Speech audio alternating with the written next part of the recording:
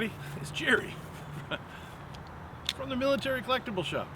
You probably didn't recognize me because I'm in my World War I Imperial German Colonial African Schutztruppen uniform. I know, right? So today we're out at the Menomonee Falls, Wisconsin World War I event days. So I thought it would be cool to kind of participate as much as we can being vendors. But this was actually a uniform from a friend of ours who had passed, Dutchy. So I thought I'd honor him a little bit, and I decided to build upon it as I found a British pith helmet that actually fit my pumpkin head. So I've been putting the uniform together, got the magazine pack thing fresh in, still smells like India, and I picked up a nice bayonet. Ooh. Not sure if I'm going to be able to sit with this thing on, but hey, we're here. So another great reenactor event. We're setting up as vendors. It's great to engage with the public. It's great to meet new people. Already met some people. We've got some reenactors here from North Dakota, some reenactors from Minnesota, a lot of guys obviously from Wisconsin and Illinois. So we'll see who else shows up. But the weather's beautiful. It's going to be another great weekend. We've been so blessed this fall. It's been really great weather here. So I need to keep setting up because unfortunately today is a divide and conquer day. So Mark's at the shop. We're actually open today while Jerry's sitting on his butt here. And they just do happen to have a beer garden here. So sorry, Mark, but that's the way of it. And it is, it is October, so Oktoberfest. All right. Oh, the bells are ringing. I still got bins to unpack, so we'll check back in soon. Thanks for joining me on the road with the Military Collectible Shop.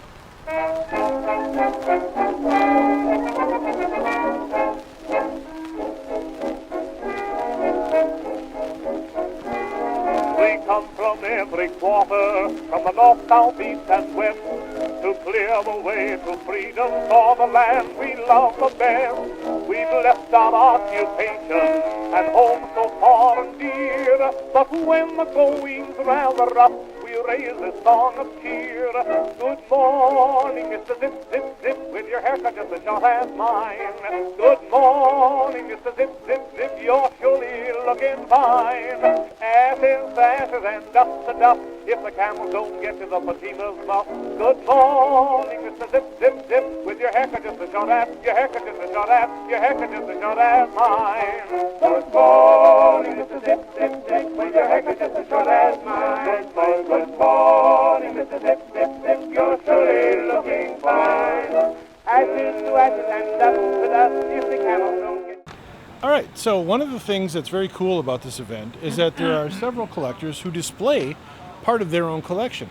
So we're here today with a friend of the shop, Tom Stotts, and he's got a lot of his World War I things out here. So Tom, what kind of stuff do you have? Okay, well, I have a grouping here that is a World War I Distinguished Service Cross winner. And That seems like a pretty high medal. How high would you say that is? It's only below the Medal of Honor. Wow. It was only the second medal we even awarded during the First World War. The guy won it on the first day of the Marne Offensive. He was the company runner of the headquarters company of the 30th Infantry Regiment of the 3rd Infantry Division. And he was probably told to take this message over to one of the guys out in the fringes and said, if I go out of this bunker, I'm going to end up dead. And he went out anyway, and he ended up dead. So, yeah. Distinguished Service Cross, case that came in, French 5-franc coin that was in his pocket when he was hit, a certificate that they gave to all the men who died during the First World War, either was killed in action or died of the Spanish flu epidemic. This here is a picture of some guys that were being presented with an eagle from the 340th Infantry Regiment. at Camp Grant. And I assume that this box in the middle here is where the eagle is living. These two uniforms belong to a guy in the 107th Ammo Trains, 32nd Division. This is his uniform like when he went overseas. And this one is probably the one he wore when he came home. See, the red arrows are different. And his dog tags here. That's great. And then this is a picture of the 5th Infantry Regiment up at Camp Douglas. This is the full regiment on display. It's called a yard-long picture, but this one's 2 yards long. Wow, that's really impressive. Yeah. And then this one is C Company of the 5th Infantry Regiment. This guy in the circle here is the guy when he went overseas. And this one is the 107th Ammo Trains when they came back from France. And this guy was able to pick himself out of the picture at the time. That's always nice when you can identify something like that. Right, and then this is the picture of the guy in the 107th Ammo Trains. And this is miscellaneous sheet music from World War I. These are 48 star flags, some of the different variations that I have in my own collection.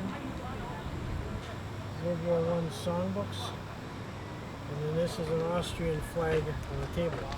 Wow, really fantastic stuff. Thank you so much for sharing it with us.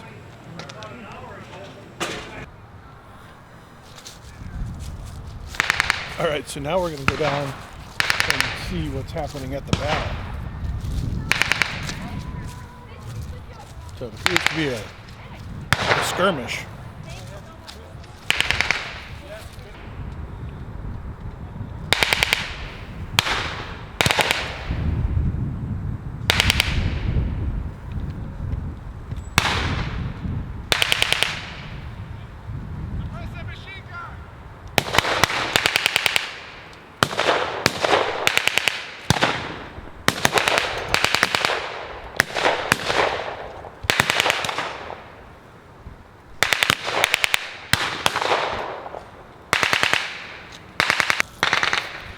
But for being a small local event, it is actually pretty cool, and it's a beautiful day. So a lot of families came out. Nice to see a lot of young collectors and kids interested in history. You know, so they have some activities for the kids here, some food, beer. It's always nice. They have a nice beer garden. I think later they're doing some kind of musical entertainment, so that's always very cool. So before the battle finishes, we're going to get back to our tables and see what we can sell. So we're still here at the World War I, the first great war to end all wars. World War I Days event in Menomonee Falls, Wisconsin. And another one of our friends, Tom, is a longtime collector of a lot of earlier American stuff, kind of World War II and back. He's got some really great stuff in his collection. And today he brought out a bunch of World War I stuff for, you guessed it, World War I Days. So Tom, why don't you share some of what you brought out today?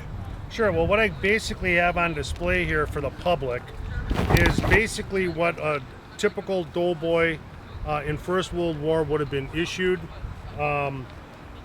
You've got the 1910 haversack here, and pretty much everything that I have kind of set out here is the kit that would have been put into the 1910 pack.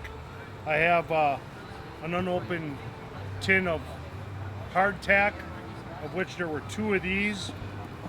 There is the condiment can here that held the salt, pepper, sugar, coffee, very important. And then we got the 1916 so-called bacon can. I am not 100% sure if it was used more or less for bacon or just some processed meats to be stored in here. But all 3 of these items, including 2 of these, were also put in here. The soldier would have also been issued at least 2 pair of drawers. This is a set of original World War I drawers. He would have been issued at least 3 pairs of socks. This is a pair of Doughboy period military socks. And then as you come up, another thing, you had a lower carrier pack, which that would hold the shelter half, the poncho, and the blanket. All of that would have been affixed to the lower portion of your pack. Underneath this shovel is where the soldier would have kept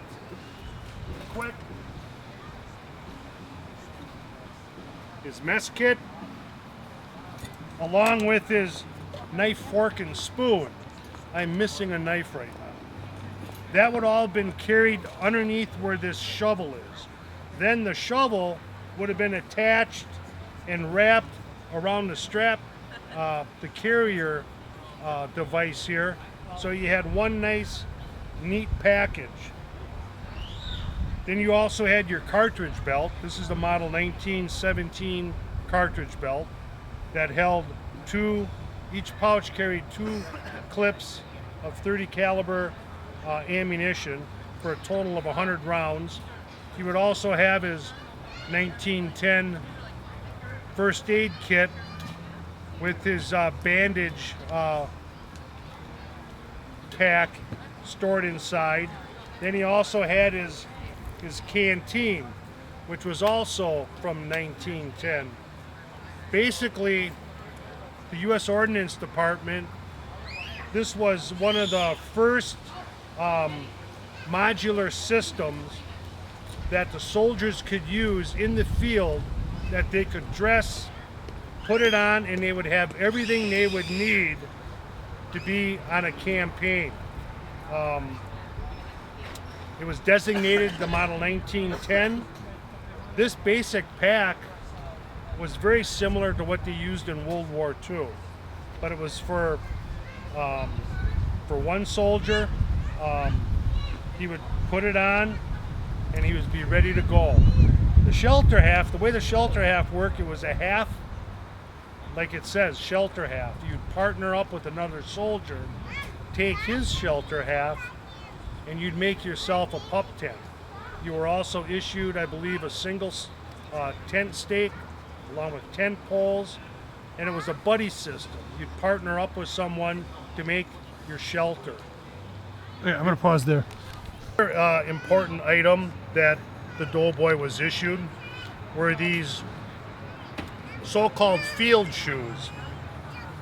This is a very outstanding pair of basically unissued field shoes, model of 1918. Inside the shoe here, it's got a quartermaster tag mark, and it is dated August 1918. These shoes are hobnail, which made gripping in mud and dirt and grass much easier than a flat surface shoe. Another unique feature about this pair of shoes, it still retains the original tag.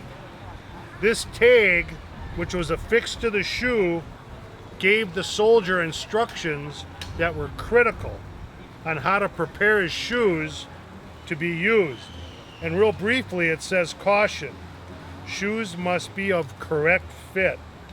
Shoes that are to be worn in mud, dampness of any kind must be kept well oiled or to be greased semi-weekly. Like the World War II shoes, it's rough side out so that when you'd put the grease or oil on, you would soak into the shoe. At the same time, the soldier would be wearing it so that the shoe would form to his foot. Very, very important. And then, of course, the soldier was also issued a pair of what we call puttees. These are wraparound leggings to help give ankle support. Moving on into my display case here, we have another important aspect of life out in the field for the soldiers was this little thing. It's called a housewife. It was a sewing kit. It had needles, buttons, different colored threads. So if you were in the service and you got a up in rank, or you had anything that had to be affixed to your uniform, you had to sew it on. Also, if you got holes in your sock, or if you needed to repair something, you had this housewife kit so you could take care of the uniform and the clothing that you're wearing. Speaking of that hardtack tin, this is what that hardtack looked like that was in that metal tin. It's just basically the size of about a saltine cracker, a little thicker, and like the sign says, it is hardtack. Then also the soldier would have been issued a set of dog tags. Happens to be a set of dog tags issued to a sergeant or a private in Battery B of the 120th Field Artillery, which is part of the 32nd Division. Another thing that a lot of the soldiers would carry, this is a defensive Mark I hand grenade that was American. It has still got the early flip lever to activate it.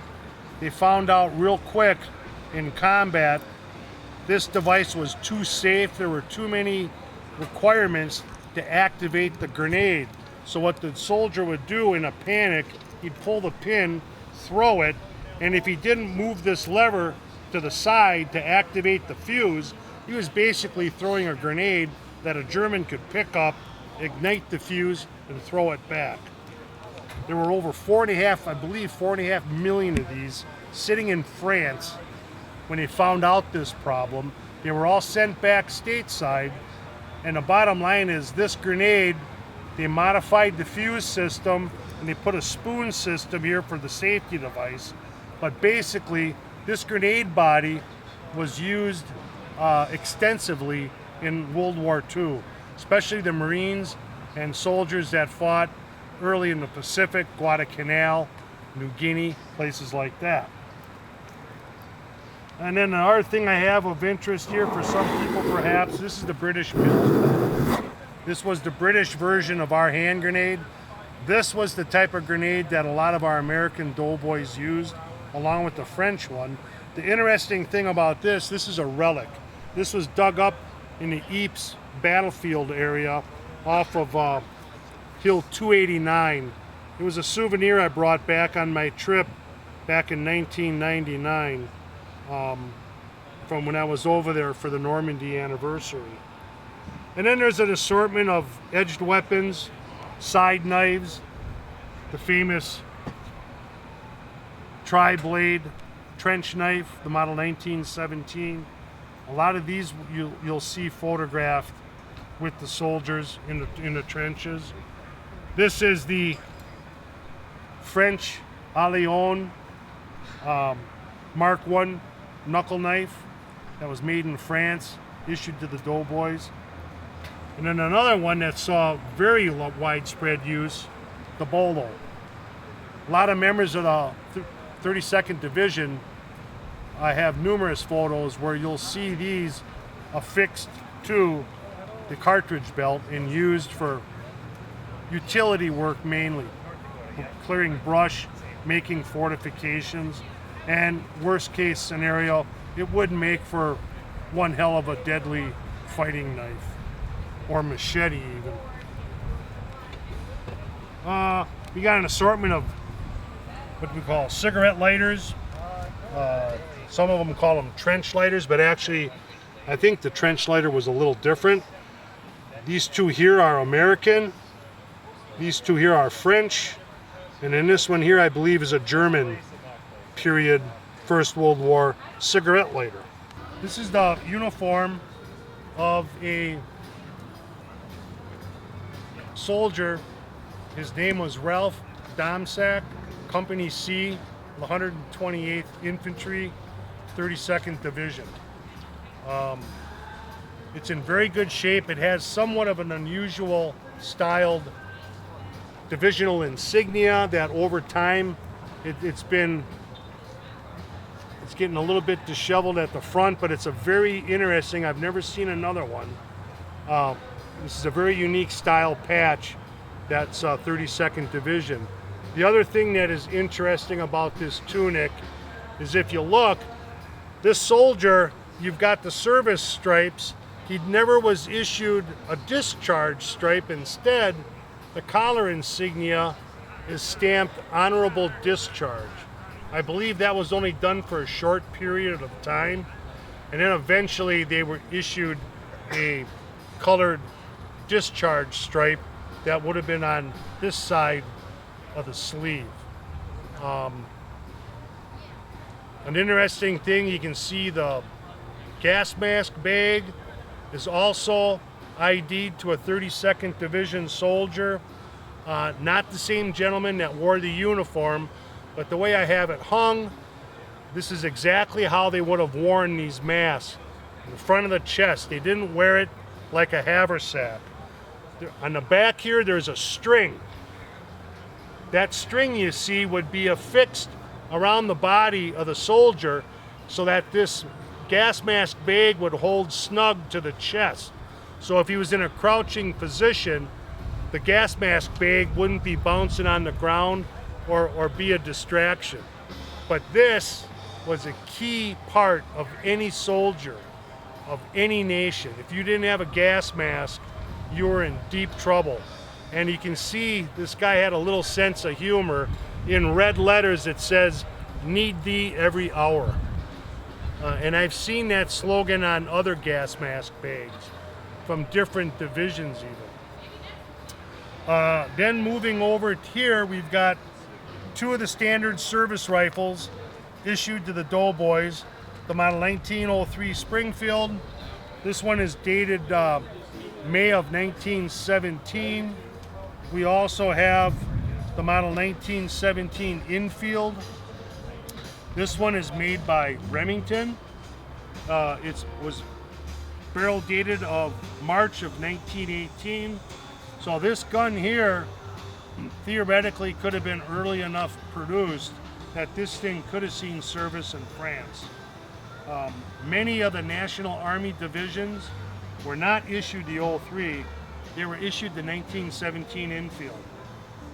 The 1917 Infield was used more widespread in the American Expeditionary Forces than the 03 Springfield.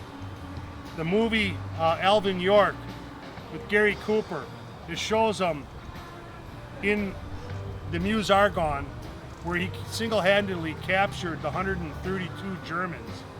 It showed him using a 1903 Springfield, but actually the 82nd Division was all issued 1917 Infield.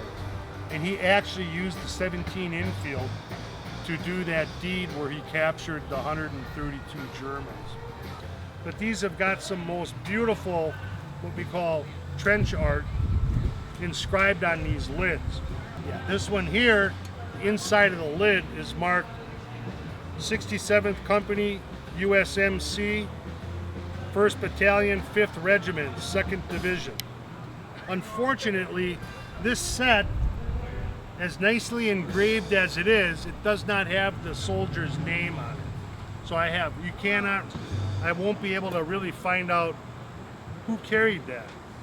These other two are a little bit different. This one here has got the guy's full name, it's got his full serial number, 1st Division, gives all his battle honors, even has his, I'm assuming that's going to be maybe his wife, and then maybe this could have been his, I don't know, girlfriend in France, I don't know. I'm not judging. This one here is another one with the Statue of Liberty, Camp Upton. He was in Brest. It's got his name and it's got his company. He was in a field artillery unit, Battery B, 305th. And then also, in the back of his mess kit, he's got all the battle honors. Meuse Argonne, the Meuse River. So this guy definitely saw some fighting. And then, of course, we have the gas mask with the card that you'd keep record Also in here was extra material. If your gas mask got a cut or a tear, you would take a piece of this material and you would close up the cut or the damaged area of your gas mask so that all that poison gas wouldn't seep in through your mask. And of course, over the past 100 years, I think every single one of these gas masks have gotten petrified. If you ever tried to open this up, it would probably break into a million pieces.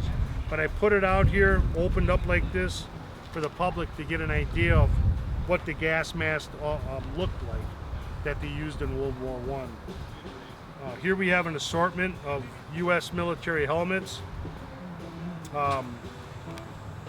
This one here is got the Indian head logo, 2nd Division. It has the red shield, which signifies 1st Battalion. This helmet here has a very much German style camo pattern where the black lines are between each individual colors. It has a beautiful letter A for 3rd Army. This is basically the Army of Occupation.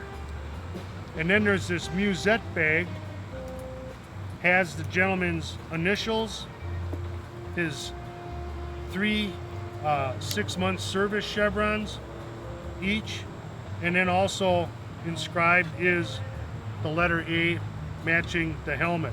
The helmet has the man's name, address, and he's from Chicago. And I did look up the address, the home is still there. Might not be the greatest neighborhood. Another interesting thing about this musette bag, it's private purchase, and it's made by Abercrombie and Fitch, but it has another gentleman's name in here. It's to a lieutenant, and it's to a motor transportation company. So I don't know what's the deal with that. If this gentleman in the front owned it first, and then this guy had it, or vice versa, I got no idea. But this is a set that I got some years back. This one here we have, this is another camouflage pattern helmet, complete with the liner, chin strap. It is in excellent condition. All these helmets all have their liners and their chin straps. But once again, the camo pattern mimics the German. Speaking of the Germans, this is the famous 1916 so-called Stahlhelm, and it's got that excellent, I love these helmets, that well-known German pattern camo that they used, and then too has the complete liner but no chin strap. The Germans were actually under a military order. I can't remember the order number, but they were all told and given different colored paints, and they were required to actually camouflage a lot of their helmets. And then they would also have to separate each colors with this black border. And it was up to them to figure out whatever camo pattern they want. So really, I mean, I don't think there's two of the same helmets in existence.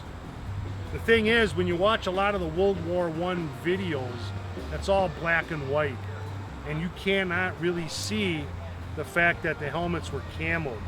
But under German orders, they were told to paint them to help in their concealment. And then of course here we got the famous 1915 Pickelhelm German spiked helmet.